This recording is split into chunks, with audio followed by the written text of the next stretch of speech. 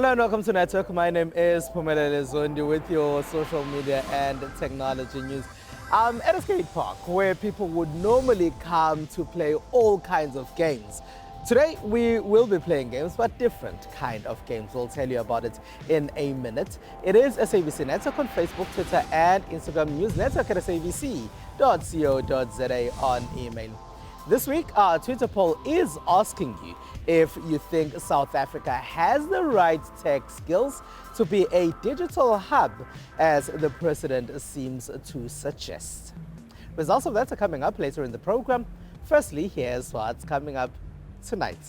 It's Black Friday in a couple of days, so we find out how you can keep yourself secure when you shop online. We look at inclusion in the gaming sector. And our discussion looks at the strength of passwords and why you should always have a very strong password. The COVID-19 pandemic has changed the way many shop. Social distancing has accelerated consumer behavior towards e-commerce, and we've seen that the majority of consumers who have used or started to use e-commerce will remain using e-commerce post the lockdown period. If one reflects on the FIS research that's been recently done, respondents of around 45% said that they would permanently change how they interact with their bank since COVID-19. And they felt that they would consistently be making sure that they are interacting in a digital manner. And so therefore, those industries that were able to offer services through drive-through or home deliveries on food, they were able to still have individuals that would have gone to a restaurant physically, still have the opportunity to buy digitally and have the food delivered at home. With a Black Friday coming up, some will swap snaking queues for online platforms this year. But there are risks involved and therefore precautions must be taken. Avoiding public Wi-Fi, really ensuring you're using the latest browser with the latest security on there to identify phishing sites. You need to have a look at your access medium that you will be utilizing to connect to the e-commerce platform. A recommendation from my side would be, first and foremost, make sure that you've got a stable and a reliable connection. That is critical because you will be transacting and you will be making credit card payments, and without a stable connection it could glitch and you have to redo it. Using your card details is really the primary way to transact online. The great thing is that you have features like your CVV, an expiry date, and registering for one-time passwords, which provide you with additional security when transacting online. Black Friday can result in some retailers' digital systems being overwhelmed. On Black Friday is that the volume of events that's generated by these systems just escalate. And effectively the organization, they need to cope with the escalated volume of events. The Black Fridays last year and even the year before, it's been well publicized that there's been a number of glitches on the systems because of the amount of people trying to connect to the service at the same time. On the data center side, the systems failed and the customers sat with a very bad experience at the end of the day. Merchants have to now really invest and look at acceptance devices that will allow them to process these digital payments and ultimately drive the displacement of cash. Make sure that you've established a strong data center capability for the influx or the expected influx of transactions that will take place during Black Friday and Cyber Monday. Today, with artificial intelligence and chatbots, it's really important to be able to convert a self-help type of experience into an assisted experience and be able to help customers at the point of purchase when they want to make the right decision. While most South Africans use bank cards for their online shopping, there are areas that utilize WhatsApp and other similar services for their customers. There, cash would have to be presented when goods are delivered. Well, stay safe as you do your shopping online this week. Now I'm at a skate park where people come to play all kinds of games and show off their tricks. But let's look at games of a different kind. Now, the video gaming industry is a multi-million rand industry worldwide. But how is the situation here at home in South Africa?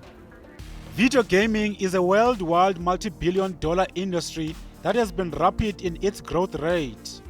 Recently, Sony raised its annual profit outlook after reporting a second quarter profit increase as its gaming business continued to grow. The company also announced the launch of its PlayStation 5 console, saying the first day sales were limited to pre-order pickups due to COVID-19. In Africa, startups are springing up across the continent to produce games with African themes. One of the stories is actually the story of our game, Dopa Dash, which is a story about street surfers, or otherwise known as informal waste pickers. And these are people who we are all familiar with. It's a very familiar South African sight. These people go around collecting recyclable material on their carts. Weza Interactive, based in Nairobi, is one such developer that is trying to make interactive content for and about Africa. Mzito in Swahili means heavy or heavy, but when we use it, it means to be heavy with something, heavy with wisdom, heavy with learning, heavy with power, heavy with potential. And as Mzito, you're sort of like the chosen one, chosen with a lot of potential. So that's what we try to convey with the word Mzito. And you're sort of this chosen person, and you have to go through this epic journey around Africa to sort of save Africa, sort of unite it and chase away this dark corruption that has darkened our continent. But it's not just giant companies looking to make money off gaming. It has also given rise to a new way for township gamers and developers to make money. As I'm playing competitive, there are opportunities that arise. I'm going to say, like, if I win certain kind of tournaments, I'll be like, oh, so he has an understanding of fighting games. So game developers come to you and want input. So you start being a tester now, for game development, Besides that, there's also another venture you can go into that's called streaming. Last year, Jabi from Alexander Township won the Red Bull Hit the Street Championship. He went on to represent SA in Japan. Guys aren't really aware that guys in Africa actually play these things, They're thinking like it's like an excluded continent, But when I got there, even the guys at Red Bull were like shocked. They're like, you know what, we want you on stream. So on stream is you playing and people watching. They wanted me on stream and have my country flag. But developing and playing games for a living is not easy or fun all the time, especially in townships. Developers say there are accessibility challenges. Accessibility of gaming outside of mobile in the township is a bit of a stretch, Yeah, we don't have a lot of facilities that accommodate for gaming. It's really expensive, from hardware, software, getting the games, it's a lot of money. The accessibility to even the industry itself, knowing about the communities that exist, and I'm not even speaking about big corporations, I'm speaking about independent developers who are also trying to make a name for themselves.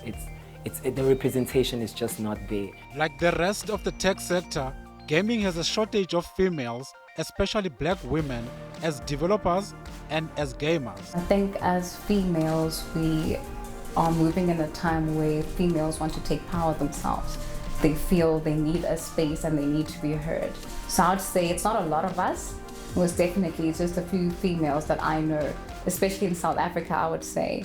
But some in the industry say transformation should be allowed to happen naturally. We need to tell our stories as black people through these new technology mediums, and we need to find a way in which we can teach our children to participate in these cultures, the cultures of technology development, the cultures of being in business in the technology sector. Despite the challenges, these young gamers believe that they are in the privileged position to take gaming to new heights in the township. I think right now we are in a better position, because after I came back from Japan, my friends in the township were telling their friends, like, you know what, my friend has been in Japan of gaming. And other people started texting me like, man, I want to go into this. Once you do access the community, once you are, you do exist in these networks, there is an added advantage, you know what I'm saying? Because it's small, almost everyone knows everyone. Analysts say the industry is continuing to grow, and as it does, more and more jobs and opportunities will be available. And hopefully that inclusion is going to grow the gaming industry in South Africa, as we need more developers and more people to participate in tournaments that take place internationally. Now, e-health became quite popular during the lockdowns that were taking place all over the world that came as a result of the COVID-19 pandemic. Producer Lebo Mukumela has information about a new e-health service. Because of the COVID-19 pandemic, some doctors were not seeing patients for some time. Hospitals also shut off from non-critical patients at some point. In Nigeria, some turned to telemedicine and drone deliveries of medical goods to online purchase of medicine. During this birthday, when it all started and I needed to take my baby to the hospital, so I thought, wait, would that be a better idea? Instead of, because I was actually scared to go to the clinic. So I made a call through and they gave me this alternative. Oh, you can actually consult with a doctor if you have telemedicine. I said, why not? So I tried it, and since then I've never looked back. In South Africa, taxi-hailing services started delivering medicine to people's homes during the country's heavy lockdown. There are also methods to consult medical practitioners virtually here. Medivic is one such option. Medivic is a newly developed, South African-developed telemedicine mobile application, which literally bridges the gap between a patient and a practitioner geographically, whereby we're addressing the need and of convenience of you having to go to the doctor, standing in long queues, and also addressing the need of doctors' scheduling capabilities. Dr. Tlaleng Mofokeng is the United Nations Special Rapporteur on the Right to Health. She says the app is a great time saver. There isn't a better time for these mobile health, digital interventions. I think besides just COVID-19 pandemic, making it, a bit scary for patients to go to the doctor's rooms or to the hospital, I think overall it will improve information. It will improve access to those patients who may be busy. We have to be honest that many of us don't have, as many 6 days as we would love. And so I think it just really brings another opportunity where patients can access services without delay and they can get credible information. Users would have to divulge sensitive medical information when consulting on Medivic. Some have data security concerns about this. But the creators of the app say they took all the right precautions as expected by the Protection of Personal Information Act. There are also those that say such medical consultation methods are elitist because of high data costs in South Africa. We've got challenges, in our medical health, and remember, there's also been the proposals and the delayed implementation of national health insurance. So basically, that gives you the challenge that we are facing as a country. And now, if you find these sophisticated solutions like this, which again excluding the mainstream of our appeal, it become a bit of a worry. But let's hope going forward, because as this is still a new thing that is starting, let's hope that going forward it will improve, because they indicated that they will be partnering with the major cellular networks in terms of extending this to the vast majority of the people. But if you don't have these concerns, Medivic app is downloadable on both Android and iOS. It is SABC Network on Facebook, Twitter and Instagram. Now, after the break, we chat about your passwords and tell you about some of those passwords that are not the strongest.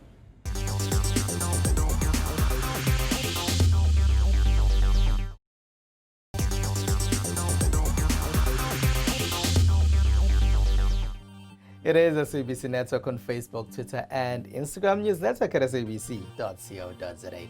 On email, welcome back. Now, we all use passwords for different platforms that we are a part of. Sometimes it could be for email, it could be for banking, and whatever else, really.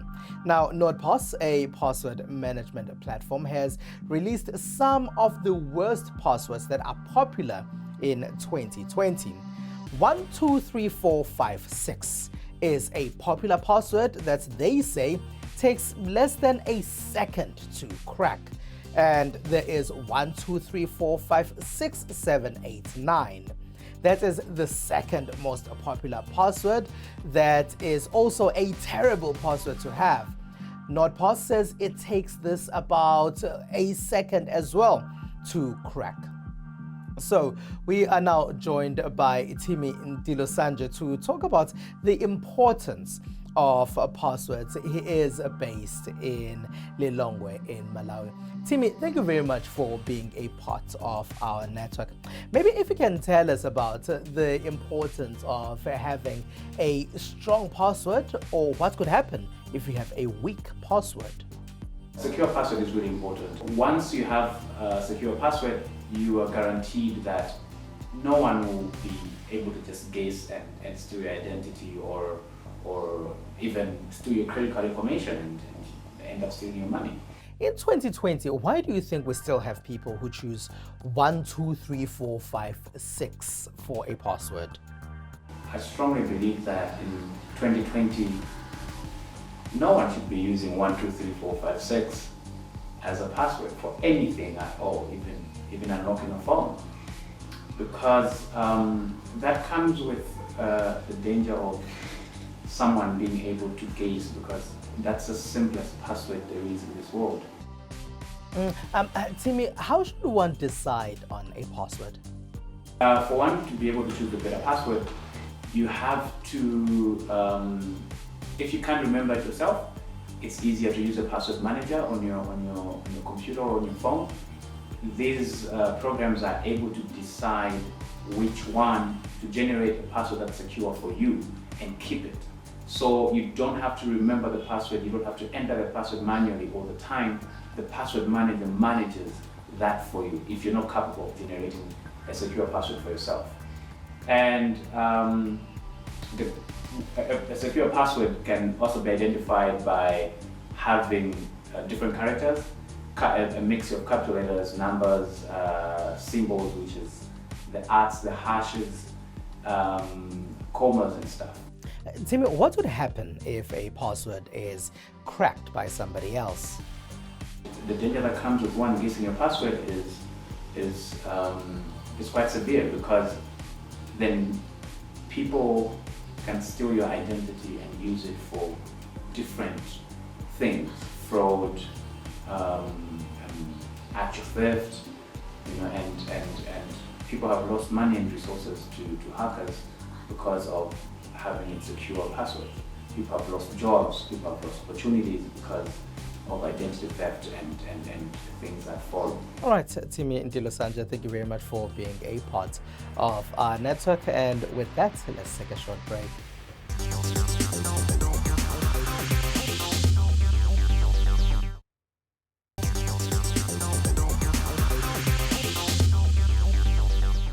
It is the SABC Network on Facebook, Twitter, and Instagram. News Network at sabc.co.za.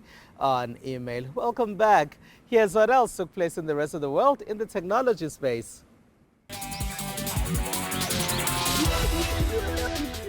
Huawei Technologies Co. Limited is selling its budget brand smartphone unit Honor to a consortium of over 30 agents and dealers in a bid to keep it alive, the company and the consortium said on Tuesday, November 17th. The deal comes after U.S. government sanctions have restricted supplies to the Chinese company on grounds the firm is a national security threat, which it denies.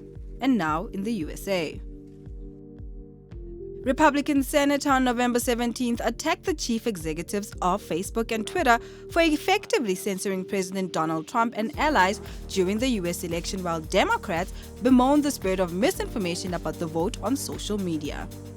What I want to try to find out is, if you're not a newspaper at Twitter or Facebook, then why do you have editorial control over the New York Post? They decided, and maybe for a good reason, I don't know, that the New York Post articles about Hunter Biden needed to be flagged, excluded from distribution, or made hard to find. That to me seems like you're the ultimate editor.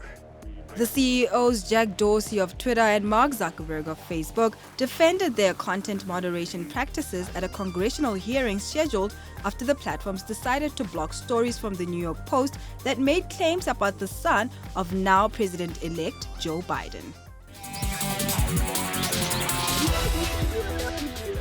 At the South African Investment Conference, President Cyril Ramaphosa said South Africa must be a digital hub for services of some sort. So our Twitter poll this week is asking you if you think South Africa has the right skills and also the right infrastructure for this. Now, 28% of you say yes, South Africa does have the right skills and the right infrastructure for this. There's 55% of you, now that's the overwhelming majority. You say no, South Africa does not have the right skills nor the right infrastructure for this. And at 17% are people who say they do not know.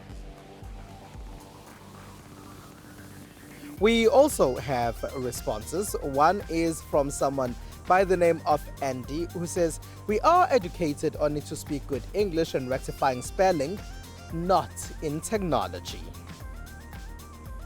And Mboni Thurman says, if we don't have it, then we must have it. I'm assuming that he is saying that people must be trained so they get those skills. All right, and that's it. That's all we have for you. Find us on SABC Network on Facebook, Twitter, and Instagram. It's newsnetwork@sabc.co.za. On email.